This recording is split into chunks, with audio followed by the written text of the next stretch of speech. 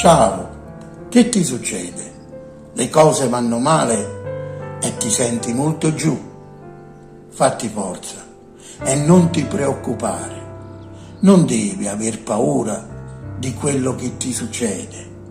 Non ti devi spaventare e né rimproverare.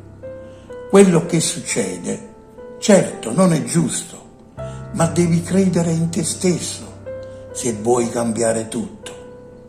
Vedrai, Dio combatterà per te. Devi solo crederci e domani cambierà. Se hai fatto degli errori, chi è che non ne fa? Si può sempre rimediare alle avversità. La maggior parte di noi, quando sta nei guai, si abbatte, si deprime e non ride mai.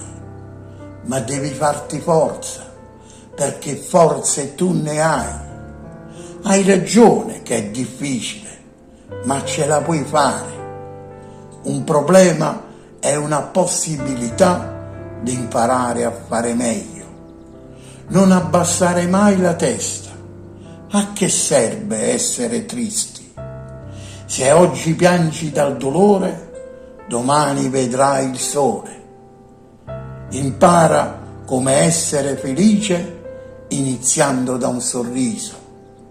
Fallo tiepido, stentato, basterà che ci hai provato.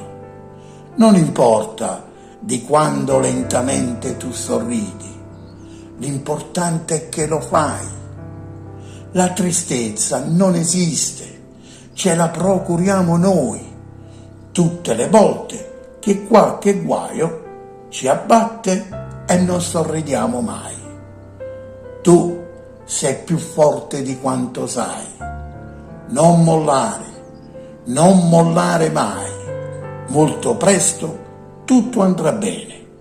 E quando guarderai indietro e ricorderai questo periodo della tua vita, sarai felice, felicissima di non esserti mai arresa. Lo so che sei stanca, ma non ti arrendere. Guarda avanti, mettici il cuore che tutto può cambiare.